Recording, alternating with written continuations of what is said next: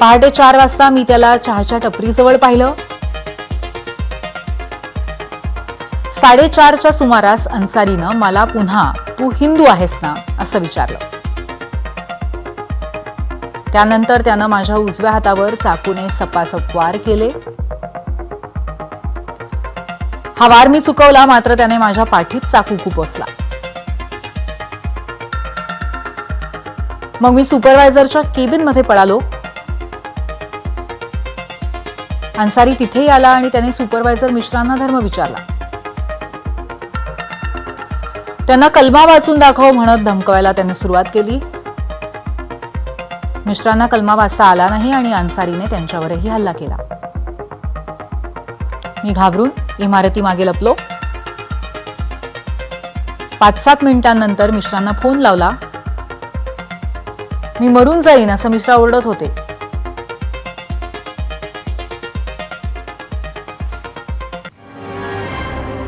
तर अतिशय चिंताजनक आणि भीतीदायक असा हा सगळा प्रसंग आहे.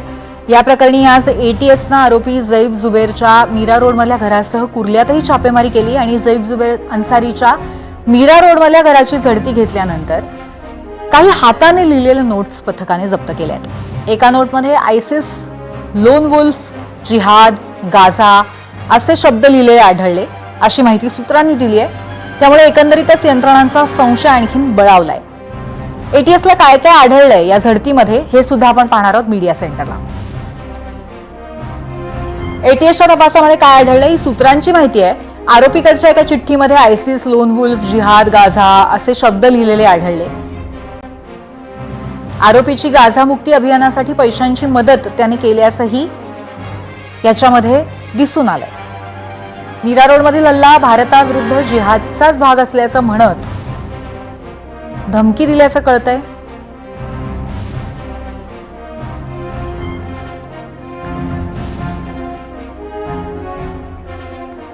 यातला मजकूर धार्मिक कट्टरपंथी आहे, त्यामुळे उघडपणे तो असा सांगता येणार नाही.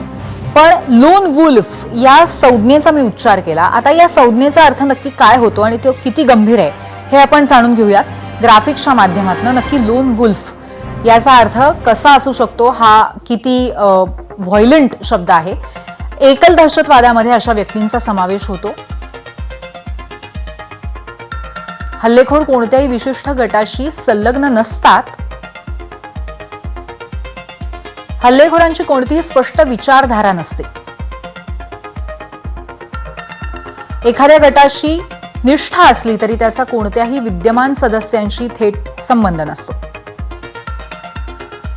हल्लेखोर एखाद्या विशिष्ट विचारसरणीचे अनुयायी असू शकतात.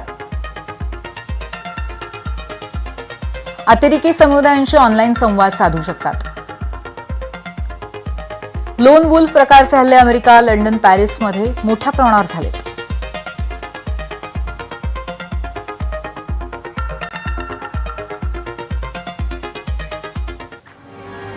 तर जैबच्या फ्लॅट बाहेर सुद्धा पोलिसांना एक चिठ्ठी दिसली. या चिठ्ठीतला कंटेंट धार्मिक कट्टरतावादाकडे बोट दाखवतोय.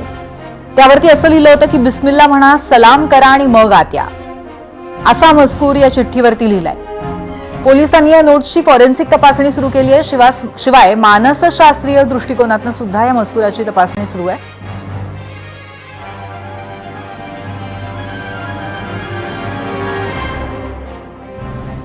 मीरा रोडमधल्या या घटनेची दखल राज्याचे मुख्यमंत्री आणि गृहमंत्री देवेंद्र फडणवीस यांनी सुद्धा घेतलेली आहे.